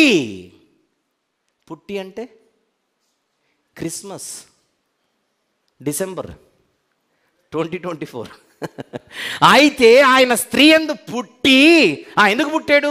మనము దత్త పుత్రులము కావాలేనని. అది పుత్రులము కావాలేనని. పూర్వము చెప్పండి, పూర్వము దాసులమై ఉంటిమి, ఇప్పుడేం కావాలేనని? పుత్రులము కావాలేనని స్త్రీయందు పుట్టాడు. పుత్రులము కావాలేనని స్త్రీయందు పుట్టాడు. అది క్రిస్మస్. అది క్రిస్మస్. ఎందుకు పుట్టాడు? మనము పుత్రులము కావాలనని, ధర్మశాస్త్రమునకు లోబడి ఉన్న వారిని విమోచించుటకై. ధర్మశాస్త్రము క్రిందనే ఉండి అవి మేము పాటించి, ఏంటి ఇందాక మా పరిసేడు చెప్పాడు కదా, అది చేసి ఇది చేసి నేను నీతిమంతుడు అనుకుంటున్నాడు. నో, ఆ స్థితి నుండి విమోచించుటకై ధర్మశాస్త్రమునకు ఆయన కూడా లోబడి దాన్ని నెరవేర్చాడు. మరియు మీరు కుమారులయ్యున్నందున, గలతీయులతో చెప్తున్నాడు, మీరు విశ్వాసం ఉంచిన వాళ్ళేగా యేసుక్రీస్తు ప్రభునందు గలతీయులారా, శిలువ దగ్గరకు వచ్చిన వాళ్ళేగా. చెప్పండి, ధర్మశాస్త్రం ఎక్కడ మేకులతో కొట్టాడు? శిలువ దగ్గర. పుట్టింది ఎందుకు? విమోచించడానికి. విమోచించాలంటే ఏమవ్వాలి? ఆయన బలి అవ్వాలి. ఆ బలి అయినప్పుడు ఆయన చేసింది ఏమిటి? ధర్మశాస్త్రమును మేకులతో. ఎక్కడ? కొలసీ పత్రిక. ఇక్కడికి వద్దాం. కొలసీలకు వ్రాసిన పత్రిక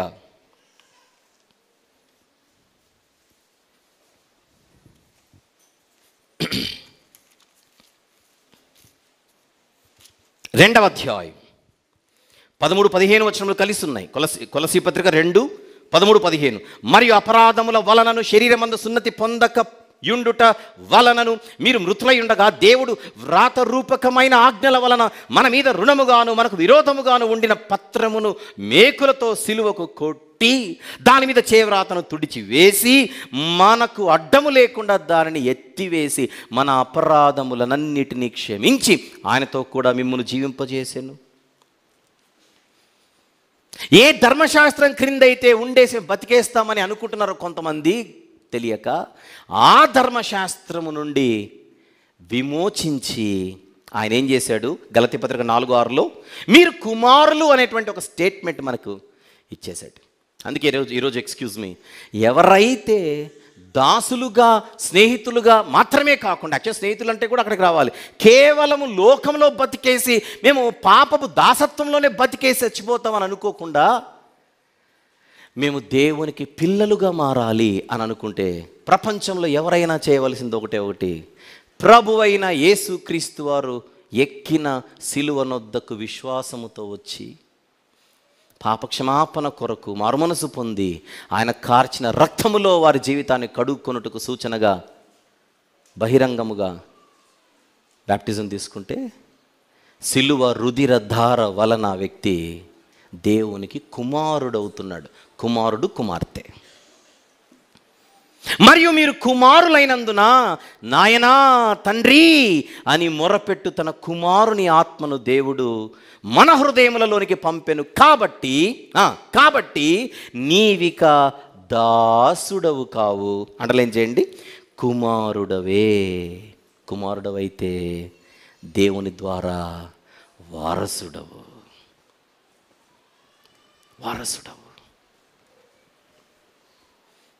గలతీ పత్రిక 4వ అధ్యాయము 7వ వచనం మళ్ళీ స్క్రీన్ మీద కూడా చూపించు. నీవిక దాసుడవు కావు, కుమారుడవే. You are no longer a slave but God's child. ఎంత ప్రివిలేజ్, ఎంత అద్భుతమైనటువంటి ఆశీర్వాదం మనకు వచ్చింది. ఇప్పుడు చెప్పాలి, 2000 సంవత్సరాల క్రితం యేసుక్రీస్తు ప్రభు శిలువపై మన కొరకు బలి అవ్వకపోయి ఉంటే ఈరోజు ఈ ఆశీర్వాదం మనకు వచ్చేది కాదు. శిలువపై ఆయన బలి అవ్వాలంటే ముందేం జరగాలి? పుట్టాలి. స్త్రీ యందు పుట్టి మనల్ని విమోచించాడు. విమోచన జరగాలంటే ఆయన పుట్టాలి. ఆయన పుట్టుక ద్వారా ఈరోజు మనకు లభించినది పుత్రత్వం, కుమారత్వం, ఇంగ్లీష్లో సన్షిప్, SONSHIP, మొత్తం ఒకటే పదం, కుమారత్వం. దత్త అనే పదం తీసుకుని ఎవరు కూడా కన్ఫ్యూజ్ అవ్వకండి. మనం సొంతం పిల్లలం కాదేమో, దత్తత తీసుకున్నాడేమో అనే ఈ లోకపరమైన భావనలోనికి రాకండి. దత్తపుత్రత్వము అంటే లోకములో, పాపములో సాతాను పిల్లలుగా బతుకుతున్న మీరు మీ తండ్రి యొగు అపవాది సంబంధులను ఏదైతే మనకు ముద్ర ఉండిందో, పూర్వం మనము దైవోగ్రతకు పాత్రులమై ఉంటిమి, అపరాధముల చేతను పాపముల చేతను చచ్చిన స్థితిలో ఉండగా, అప్పుడు దేవుడు తన కృప చేత శిలువ దగ్గరకు రప్పించి, శిలువ దగ్గర మన పాపాలు కడిగి మరలా మనల్ని పిల్లలుగా స్వీకరించాడు. ఆ స్వీకరించడాన్నే అడాప్టింగ్ అని అంటాం. దానికి తెలుగులో దత్తత అనే పదం వాడారు. దత్తత అనేసరికి మనం సొంతం పిల్లలం కాదేమో అని అనుకోకూడదు. దేవుడు పాపం అనే బురదలో పడిపోయిన మనలను శిలువ రక్తము ద్వారా, ప్రభువైన యేసుక్రీస్తు వారి రక్తం ద్వారా కడిగి పవిత్రపరచి మనలను పిల్లలుగా చేసుకున్నాడు. పిల్లలు ఆఫీస్కి పరిమితం కారు, ఇంటి గేట్ బయటికి పరిమితం కారు, పోనీ హాల్ వరకు వచ్చి పరిమితమై గంట సేపు కూర్చొని మళ్ళీ ఇంటికి వెళ్ళిపోయేటోళ్ళు కాదు. పిల్లలు ఎప్పుడు తండ్రితోనే ఉంటారు. పిల్లలు ఎప్పుడు తల్లితోనే ఉంటారు. 24 hours, 365 రోజులు పిల్లలకు రెగ్యులర్గా ఉండే సంబంధం ఎవరితో ఉంటుంది? తల్లిదండ్రులతోనే. విషయం ఏంటంటే, టీచర్లైనా మారిపోతారు తరగతులు పెరిగితే. టీచర్లు పిల్లలకు గురువులే కదా, బాసులే కదా. టీచర్లైనా జీవితంలో మారుతారు, ఫ్రెండ్స్ అయినా మారుతారు. మా స్కూల్ ఫ్రెండ్స్ అండి, వీడు మాకు స్కూల్లో ఫ్రెండ్ అండి అంటే ఇప్పుడు కాదన్నట్టు లెక్క. చెప్పకనే అదే కదా. అమ్మని అట్లా అనలేమే, నాన్నని అట్లా అనలేమే. బతికున్నంత వరకు ఒకే నాన్న, బతికున్నంత వరకు ఒకే తల్లి, విచ్ మీన్స్ ఒకే పేరెంట్. మన బర్త్ సర్టిఫికేట్లో తండ్రి పేరు మనము చచ్చిపోయేంత వరకు అదే పేరే ఉంటుంది. మన బర్త్ సర్టిఫికేట్లో తల్లి పేరు మనం చచ్చిపోయేంత వరకు ఆ పేరే ఉంటుంది. మన ఫ్రెండ్స్ లిస్ట్లో ఫ్రెండ్లు ఎగిరిపోతుంటారు. మన టీచర్ల లిస్ట్లో కొన్ని సందర్భాలలో కొంతమంది టీచర్లు కూడా మారిపోతుంటారు. But parent is always parent. Parent is always parent. తండ్రి ఎప్పుడు తండ్రే, తల్లి ఎప్పుడు తల్లే. అందుకే దేవుడు నీకు అడ్రస్ ఉన్నంత వరకు, నీకు బతుకున్నంత వరకు నీకు నేనే తండ్రి. ఈ సంబంధం వేరు, ఈ బంధం వేరు, ఈ రిలేషన్ వేరు. కొన్ని వచనాలు వేగంగా మీరు అలా వ్రాసుకోగలిగితే నోట్ చేసుకొని ఈరోజు ఇంటికి వెళ్ళిన తర్వాత చూడవలసిందిగా మనవి చేస్తున్నాను. రోమీలకు రాసిన పత్రిక ఈరోజు మనం చదువుకున్న వాక్యపట్నం 8వ అధ్యాయం 14-15 వచనములు. రోమా పత్రిక 8వ అధ్యాయము 14-15 వచనములు. ముందుగా 15వ వచనం చూద్దాం. ఏలైనగా మరలా భయపడుటకు మీరు దాస్యపు ఆత్మను పొందలేదు కానీ దత్తపుత్రాత్మను పొందితిరి. ఆ ఆత్మ కలిగిన వారమై మనము అబ్బా తండ్రి అని మొరపెట్టుచున్నాం. చెప్పండి, పరిశుద్ధాత్ముడు మనకు ఎప్పుడు లభిస్తే, ఎప్పుడు దొరుకుతాడు? మనకు శిలువ దగ్గరకు వచ్చిన తర్వాత, అంతేనా? బాప్తిస్మం పొందిన తర్వాత అప్పుడు మీకు పరిశుద్ధాత్మ అను వరము మీరు పొందుదురు. ఇది మీకును దూరస్తులందరికీ, ఇది మీకును దూరస్తులైన వారందరికీ. రోమపత్రిక 8:14-15 వచనములు చూడమని చెప్పాను. అలానే ముందుకెళ్ళిపోదాం. హెబ్రీలకు రాసిన పత్రిక 12వ అధ్యాయము 7వ వచనం. హెబ్రీ పత్రిక 12వ అధ్యాయము 7వ వచనం. శిక్షాఫలము పొందుటకై మీరు సహించుచున్నారు, దేవుడు కుమారులనుగా మిమ్మును చూచుచున్నాడు. తండ్రి శిక్షింపని కుమారుడేవుడు. ఎలా చూస్తున్నట్ట దేవుడు మనలందరినీ? దాసులుగానా లేదా స్నేహితులుగానా? అంతకంటే ఎక్కువగా కుమారులుగా, పిల్లలుగా దేవుడు మిమ్మల్ని చూస్తున్నాడు. యోహాను గారి మొదటి పత్రిక 3వ అధ్యాయం. యోహాను గారి మొదటి పత్రిక 3వ అధ్యాయం 1వ వచనం. మనము దేవుని పిల్లలమని పిలువబడినట్లు, అండర్లైన్ చేద్దాం అన్నమాట. మనము దేవుని పిల్లలమని పిలువబడినట్లు తండ్రి మనకు ఎట్టి ప్రేమ అనుగ్రహించెనో చూడుడి. మనము దేవుని పిల్లలమే, ఈ హేతు చేత లోకము మనలను ఎరుగదు, ఏలైనగా అది ఆయనను ఎరుగలేదు. బైబిల్ ఇస్తున్న స్టేట్మెంట్ ఏంటి? మనం ఎవరం? దేవునికి పిల్లలమే, పిల్లలమే, పిల్లలమే. ఇక నీవు దాసుడు కాదు, కుమారుడవే. ఎంత గొప్ప సంగతి! ఒక చిన్న విషయం చెప్పి నేను క్లోజ్ చేస్తాను. పాత నిబంధనలో హోషేయ గ్రంథం మనకు బాగా తెలుసు. ఆ గ్రంథంలో భవిష్యత్తులో ఈ ట్యాగ్ నేను మనుషులకు ఇస్తానని ఒక ప్రవచనం ఉంది. అంటే దేవుని కుమారులు, దేవుని పిల్లలు అనేది ఎంత పెద్ద ట్యాగో, ఎంత పెద్ద ఐడెంటిటీనో మనం గుర్తించాలని చెబుతున్నా. మొదటి అధ్యాయం హోషేయ గ్రంథం, మొదటి అధ్యాయం తీద్దామా? 10వ వచనం ఒకసారి చూద్దాం. 10. ఇశ్రాయేలీల జనసంఖ్య అమితమై లెక్కలేని సముద్రపు ఇసుకంత విస్తారమగును. ఫ్యూచర్. ఇశ్రాయేలీలు అంటే ఆ 12 గోత్రాల వాళ్ళు అనుకుంటున్నారేమో. అసలు ఇశ్రాయేలీలు, దేవుని ఇశ్రాయేలీలు ఎవరికి పేరు? విశ్వాసులకు. రైట్. ఇశ్రాయేలీల జనసంఖ్య అమితమై లెక్కలేని సముద్రపు ఇసుకంత విస్తారమగును. ఏ స్థలమందు మీరు నా జనులు కారన్నమాట జనులు వారితో చెప్పుదురు, ఆ స్థలముననే మీరు జీవము గల దేవుని కుమారులై ఉన్నారని వారితో చెప్పుదురు. అసలు దేవునికి మీకు ఏ సంబంధము లేదు అనే ట్యాగ్ ఎక్కడైతే మీకు ఉంటుందో అక్కడే మీరు దేవుని పిల్లలనే సర్టిఫికెట్ నేను ఇస్తానన్నాడు. ఇది గుర్తుపెట్టుకోండి. హోషేయ గ్రంథం 1:10. దాన్ని తీసి పౌలు గారు రోమా పత్రికలో స్పెషల్గా ఒక సబ్జెక్టే మాట్లాడుతున్నాడు. చూద్దాం.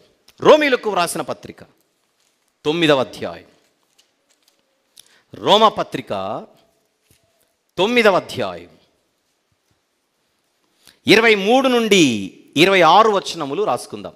23 నుంచి 26 వచనములు. 23. మరియు మహిమ పొందుటకు ఆయన ముందుగా సిద్ధపరిచిన కరుణా పాత్ర ఘటముల ఎడల, అనగా యూదులలో నుండి మాత్రము కాక, యూదులు ఇశ్రాయేలు అంటే ఆ 12 గోత్రాల వారే అనుకోకుండా ఇందాక చెప్పాను అక్కడ.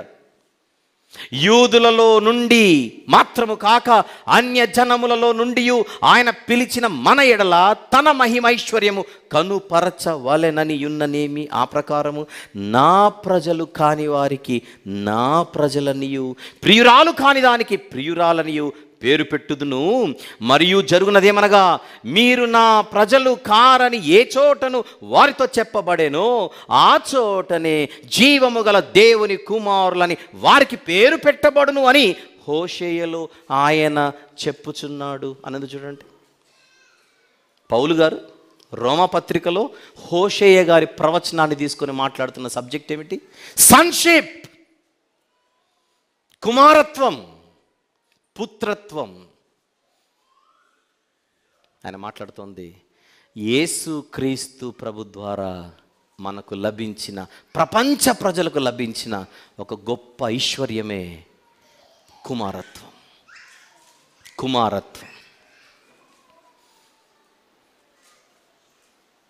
యేసుక్రీస్తు ప్రభు ఈ లోకానికి రావడం వలన నాకొచ్చినదేమిటి, నాకొచ్చిన ప్రయోజనమేమిటి, ఆయన నాకిచ్చినదేమిటి అనే ప్రశ్న వేసుకుంటే, ఎవ్వరూ మనకి ఇవ్వలేనిది ఆయన మాత్రమే మనకిచ్చినది. సన్షిప్, పుత్రత్వం, కుమారత్వం. దేని నుండి విమోచించి? దాసత్వము నుండి మనల్ని విమోచించి కుమారత్వములోనికి తీసుకొని వచ్చాడు. దాసులమైతే జీతం కోసం పనిచేసేటోళ్ళం. చెప్పండి, దాసులమైతే ఏం జరిగేది? జీతం కొరకు పనిచేసి మళ్ళీ మన బతుకు మనం బతికేవాళ్ళం. ఏమి చేసినా నాకు దేవుడు ఏదో ఇస్తాడు, ఇది చేశానుగా అనే ఆశ. జాగ్రత్తగా వినాలి, ఫైనల్ వర్డ్స్. పిల్లలు అరిస్తే అరిచారు, వాళ్ళకంటే నా రూపే పెద్దగా మీకు వినపడాలి. రైట్. దాసత్వములో నుండి కుమారత్వాన్ని మనకిచ్చినదే వచ్చిన యేసు. వచ్చిన యేసు ఇచ్చినదేమిటి చెప్పండి? కుమారత్వం. ఆయన ఇవ్వకపోయింటే మనము దాసులమే. దాసత్వంలో ఉన్నవారు దేని కొరకు బతుకుతారు? జీతం కోసం బతుకుతారు. ఆ జీతం రావడం కొరకు ఏం చేస్తారు? పని చేస్తారు. పని చేసే ప్రతి క్షణం వారికి మనలో ఏముంటుంది? కూలి ఇస్తాడు, జీతం ఇస్తాడు. ఆ కూలి కోసమే, ఆ జీతం కోసమే చేసి తీసుకొని వెళ్ళిపోవడం. మనకు ఆయనతో పనిలా. జీతం కదా మనకు ముఖ్యం, జీతం కదా ముఖ్యం. నువ్వు జీతమి, నేను చేశానుగా, నా బతుకు నా బతుకు. ఏమైనా బాగుందా? దేవునితో రిలేషన్ ఏమైనా బాగుంటుందా?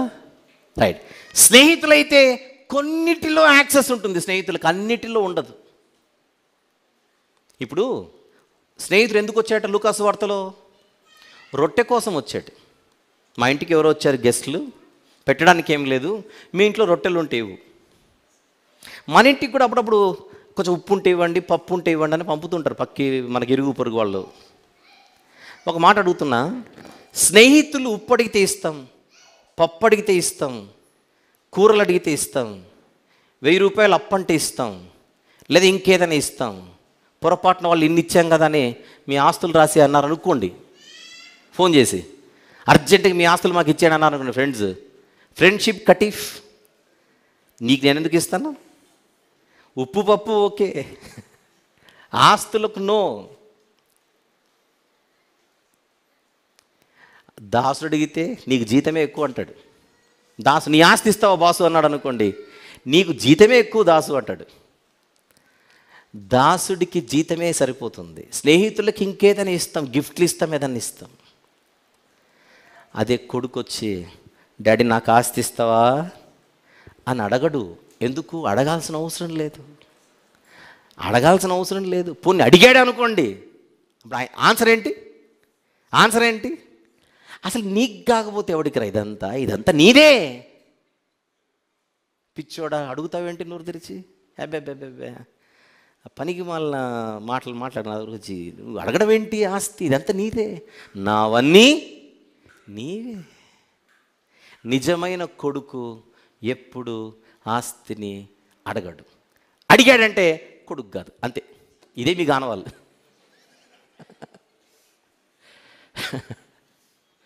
ఎందుకో చెప్పనా, ఒక కొడుకు వచ్చాడట ఒక ఆయన దగ్గరికి, ఆస్తిలో నా భాగం ఇచ్చేయి అన్నాడట. చిన్న కుమారుడు. ఆయన మంచోడేగా. ఇప్పుడు చెడ్డ తండ్రి అయితే భయం ఉండొచ్చు, మంచి తండ్రిగా. మీ నాన్న నువ్వు పుట్టినప్పుడు నుంచి చూస్తున్నావుగా, ఆయన తత్వం నీకు తెలీదు? అడుగుతావేంటి చండాలంగా నోరు తెరిచి? ఆయన తెలుసుగా. యేసుక్రీస్తు ప్రభు చెప్పిన ఉపమానంలో చిన్న కుమారుడికి తండ్రి అర్థం కాల, అందుకే ఆస్తి అడిగాడు. తీసుకుని వెళ్ళిపోయాడు, నాశనం చేసుకున్నాడు. మళ్ళీ ఆలోచిస్తున్నాడు ఏమని, ఇప్పుడు నేను మా నాన్న దగ్గరికి వెళ్ళి, తండ్రి దగ్గరికి వెళ్ళి దాసుడిగా ఉంటాను అయ్యా, నేను తండ్రిని అని కూడా అనను, నేను కొడుకు అని అనిపించుకోను అని అనుకుంటున్నాడు. ఇప్పటికీ అర్థం కాల, అప్పుడు అర్థం కాలేదు, ఇప్పుడు అర్థం కాలేదు. నేను వెళ్ళి మా నాన్న కాళ్ళ మీద పడిపోతే నన్ను బిడ్డగా స్వీకరిస్తాడనే పాయింట్కి రావట్లా. నేను మా నాన్న దగ్గరికి వెళ్ళి దాసుడిగా ఉండిపోతాను అనేది ఏంటంటే, చెడిపోయినప్పుడు తండ్రి అర్థం కాల, పశ్చాత్తాపం వచ్చిన తర్వాత కూడా ఇంకా నాన్నను చూడలేకపోతున్నాడు చిన్నోడు. రీజన్ ఏమైనా సరే వచ్చిన తర్వాత ఏం జరిగింది చెప్పబోతున్నాడు, నాన్న నేను చాలా తప్పు చేశాను, ఇక మీద నేను నీ కుమారునిగా దాసుడు అనే లోపే ఆయన హత్తుకున్నాడు. అంతే, నువ్వు వచ్చావు చాలు, పార్టీ షురు అన్నాడంతే, స్టార్ట్ చేయండి అన్నాడంతే. చిన్న కుమారుడికి తిరిగి వచ్చిన తర్వాత కూడా నాన్న పూర్తిగా అర్థం కాల. కట్ చేస్తే ఇంట్లోనే ఉన్న కొంపలోనే ఉన్న పెద్దోడికి ఏమన్నా నాన్న అర్థమయ్యాడా? పెద్దోడికి అర్థం కాల. నాకు ఎప్పుడైనా పార్టీ చేసావా, మా ఫ్రెండ్స్ని పిలిపించి అని అడుగుతున్నాడు. మరి ఇవన్నీ నీవే కదరా, నువ్వు ఎప్పుడైనా చేసుకోవచ్చు కదరా, నీ తమ్ముడు చచ్చిపోయి వచ్చాడు, తప్పిపోయి వచ్చాడు, ఆ మాట ఏంటి, ఇదంతా నీదేగా. ఇక్కడ జోక్ ఏంటంటే, ఇంట్లోనే ఉన్న పెద్దోడికి నాన్న అర్థం కాల, బయటికి వెళ్ళిపోయిన చిన్నోడికి నాన్న అర్థం కాల. ఇద్దరు నాన్నను చూడలేకపోయారు, ఆ ప్రేమను చూడలేకపోయారు. ఇంత కష్టపడుతున్నాను కదా నాన్న, నాకు ఎప్పుడైనా ఏమైనా చేసావా అని అడుగుతాడేంటి? నువ్వు కష్టపడింది నేనేమైనా చేస్తానన్నాడా నీక? అసలు నువ్వు కొడుకేనా? పెద్దోడు గురించి అడుగుతున్నాను నేను ఇంత కష్టపడి ఇంత నమ్మకంగా ఉన్నాను కదా, ఎప్పుడైనా నాకేమైనా చేసావా అని అడుగుతున్నాడు పెద్దోడు. అంటే మీ నాన్న నీకేదో చెయ్యాలని పని చేసావు ఎంతకాలం? అలా చేస్తారా ఎప్పుడైనా? ఏదో ఆశించి తండ్రి దగ్గర ఉంటే అది నిజమైన కుమారత్వం కాదు. చెప్పండి, తల్లిదండ్రుల దగ్గర పిల్లలు ఏమో ఆశించి ఉంటారా, అమ్మా నాన్న కనుకుంటారా? బేసికల్గా అమ్మా నాన్న కనుక ఉండాలి అంతే, ఆశించి కాదు. మనం కూడా మన తల్లిదండ్రుల దగ్గర అట్లేం లేము. మన పిల్లలు కూడా మన దగ్గర అలా లేరు. ఉన్నారంటే వాళ్ళు పిల్లలు కాదు. మనం కూడా మన తల్లిదండ్రులు అలా ఉన్నామంటే మనం కూడా పిల్లలమేం కాదు. ఒరిజినల్ నిజమైన పిల్లల గురించి మాట్లాడుతున్నా. నేను బైబిల్ మూసేస్తున్నాను, ఒక మాట చెప్పండి. మనము కూడా తల్లిదండ్రుల దగ్గర పెరిగిన వాళ్ళమే, మన ఇళ్ళలో పనులు చేసిన వాళ్ళమే. జీతాల కోసం చేసామా ఇంటి పనులు? చెప్పండి, ఇంటి పనులు జీతాల కోసం చేసామా? ఇప్పుడు మనకు కూడా మన పిల్లలు ఉన్నారు, వాళ్ళు కూడా పనులు చేస్తుంటారు, జీతం కోసమా? మార్కెట్కి వెళ్ళి కూరగాయల ధర అని కొడుకుని పంపిస్తాం, ఎంత ఇస్తావు అంటాడు. అడు తేవాలంతే. మనం కూడా వెళ్ళి తెచ్చాం. రోజు కూలి ఇస్తారు కనుక నేను బజార్కి వెళ్ళి పని చేస్తాను. కూతురుని మీరు కసులు ఉడచమన్నారు, రోజుకి ఎంత అనింది అనుకోండి, నువ్వు బిడ్డవేనా?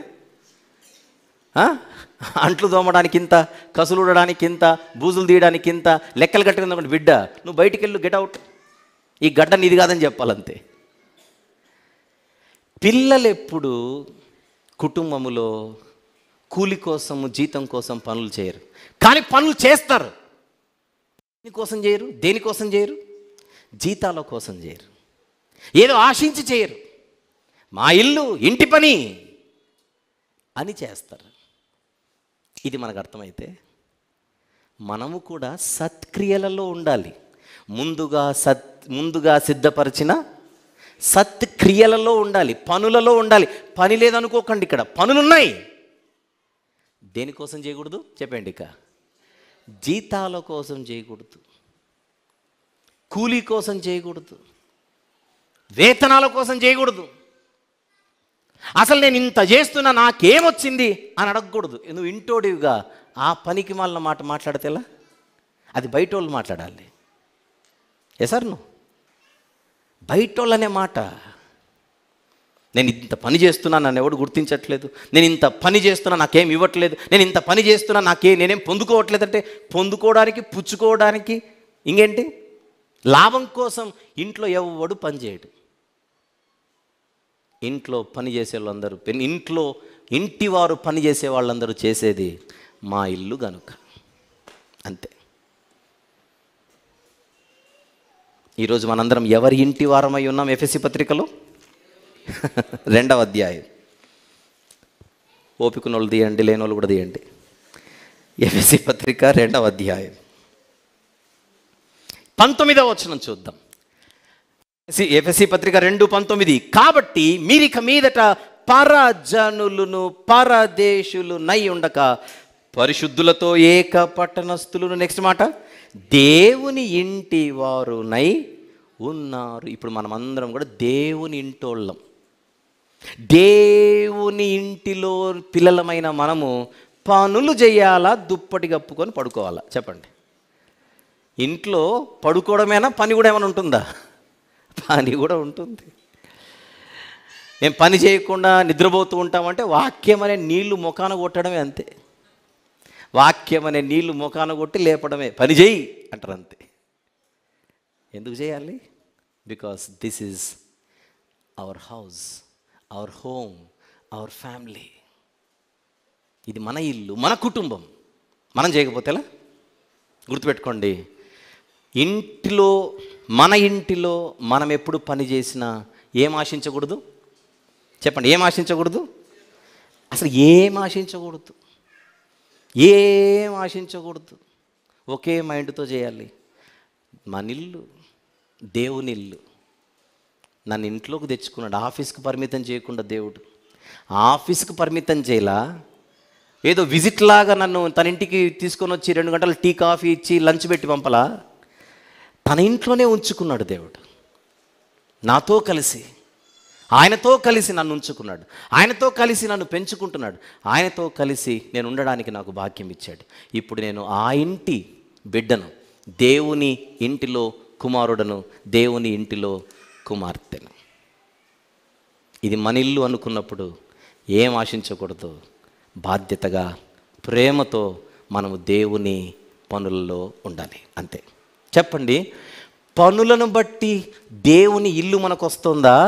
దేవునింట్లో ఉన్నాము కనుక మనము హ్యాపీగా పనులలో ఉండాలా? దేవునిల్లు పనిని బట్టి రాదు, ప్రేమతో దేవుడే కృపను బట్టి ఇచ్చాడు. అది మనం అర్థం చేసుకొని ఎంతటి ధన్యత ఇది, ఎంతటి భాగ్యం ఇది అని మనం పని చేయాలి. ఇది అర్థమైతే ఇంకెప్పుడు కూడా నేను బాగా పని చేసి పరలోకానికి వెళ్ళాలి, నేను ఈ మధ్య సరిగే పని చేయట్లేదు, దేవుడు నాకెందుకు ఇస్తాడు పరలోకం, ఈ భాష మాట్లాడకూడదు. ఎందుకంటే పనిని బట్టి పరలోకం రావడమో, పనిని బట్టి పరలోకం పోవడమో అనేది ఉండదు. ఎప్పుడు పోతుందంటే విశ్వాసము కోల్పోయినప్పుడు. విశ్వాసి ఏమిగా మారిపోతే? అవిశ్వాసిగా మారిపోతే.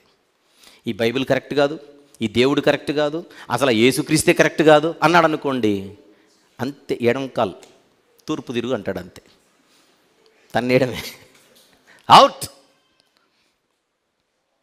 కనుక మన ఆలోచన విధానం మారాలి, మన భాష మారాలి. ఇప్పుడు చూద్దాం మన అంశం ఏమిటది? వచ్చిన యేసు ఇచ్చినది ఏమిటి? చెప్పండి.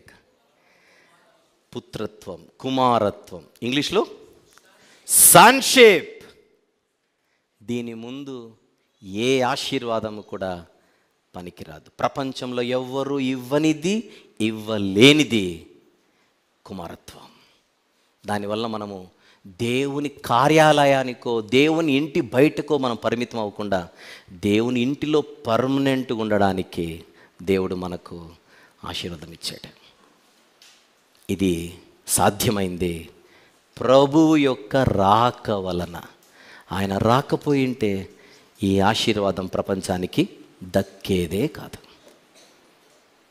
2024వ సంవత్సరంలో మరలా ఆయన యొక్క పుట్టుకను ప్రపంచం జ్ఞాపకం చేసుకోవడానికి అవకాశం రాగా, ఆ వాతావరణంలో లేదా ఈ వాతావరణంలో మరొక వాస్తవ రూపమైన సందేశం మాట్లాడుకోవడానికి దేవుడు మనకు కృప చూపాడు. అందును బట్టి దేవుణ్ణి హృదయపూర్వకంగా స్తుతిద్దాం. కొద్దిసేపట్లో మనము ప్రభు బల్ల పరిచర్లోనికి వెళ్తున్నాం.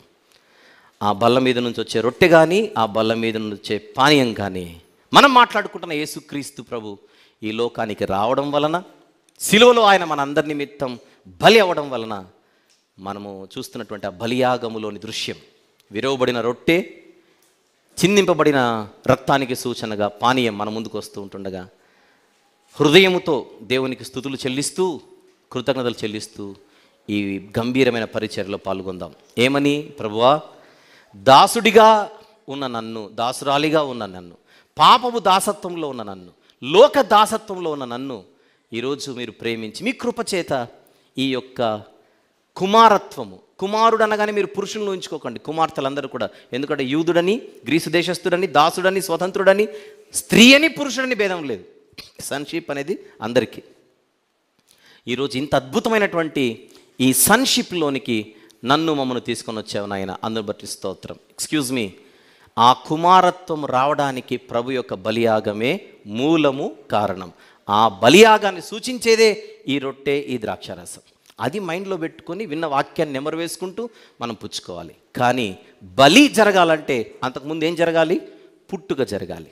ఆ పుట్టుక యొక్క ప్రాముఖ్యతను మనం ఇంతసేపు మాట్లాడుకున్నాం. నెంబర్ వేసుకుంటూ ఈ కార్యక్రమంలోనికి వెళ్దాం. దేవుడు మనకిచ్చిన ఆ కుమారత్వాన్ని నిలబెట్టుకుందాం. విశ్వాసముతో, పరిశుద్ధ జీవితముతో దేవుని సహాయాన్ని తీసుకుంటాం. ప్రార్థన.